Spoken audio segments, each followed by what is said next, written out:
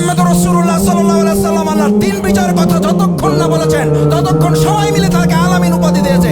যতক্ষণ ইসলাম বিজয়ের কথা বলেছেন, তখন ওই লোকেরাই তাকে পাথর মেরেছে। তাতে কি রাসূল সাল্লাল্লাহু আলাইহি ওয়াসাল্লামের ক্ষতি হয়েছে? তাতে কি ইসলাম বিজয়ের কাজ বন্ধ হয়েছে না বিজয় হয়েছে? বিজয় হবে বাউফলে না, গোটা বাংলাদেশে ইসলাম বিজয় হবে, ব্যবসায়ীদের সুরক্ষা হবে ইনশাআল্লাহ। কথায় কথায় ওসিকে ফোন করা, কথায় কথায় ডিসিকে ফোন করা, কথায় কথায় এসপিকে ফোন করা, এটা কোন রাষ্ট্রের সমাধান না। রাষ্ট্রের সমস্যার সমাধান হচ্ছে আপনি যেখানে ব্যবসা করেন সেখানে জনমতটা এমন ভাবে গড়ে তুলবেন, ওখানে চাঁদা চাওয়া তো দূরের কথা, চাঁদা চাওয়ার উচ্চারণ করার আগেই যেন সে ভয় অস্থির হয়ে যায়। আমরা একটা কথা এখন মাঝে মধ্যে বলি যে চাঁদা দেন, চাঁদা নাইলে জীবন শেষ। পাথর দিয়ে মারা হয়েছে না? এই পাথর দিয়ে মারার নতুন ইতিহাস এটা পৃথিবীতে হয় না, এটা আরো আগে জাহিলি যুগে এটা ছিল।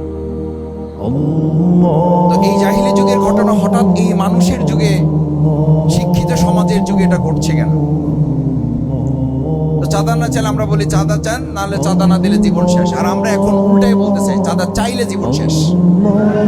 এটা ব্যবসায়ীদের আপনাদের বলতে হবে, এটা ওসি সিদ্ধান্ত নিলে, এটা একটা থানার ওসি। আমি ওসির পক্ষ হয়ে বলছি না, আমি ওসির দ্বারস্থ হতে চাই না, আমি ডিসির দ্বারস্থ হতে চাই না, আমি এসপির দ্বারস্থ হবে, কারণ আমি তো একজন নাগরিক। আমার সুরক্ষা দেওয়ার দায়িত্ব তাদের, আপনার সুরক্ষা দেওয়ার দায়িত্ব তাদের। কথায় কথায় তাদের কাছে গিয়ে ধর্ণা ধরতে হবে কেন?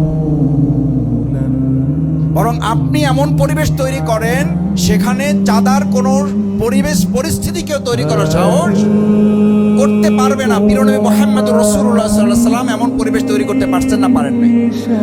সেটা কি ইসলাম দিয়ে হয়েছে না মানুষের তৈরি করা মতবাদ দিয়ে হয়েছে? আমাদের জামাত ইসলামের কথা এইটুকু ভাই, মাসুদের হাত শক্তিশালী করে, ইসহাক সাহেবের হাত শক্তিশালী করে খুব লাভ হবে না।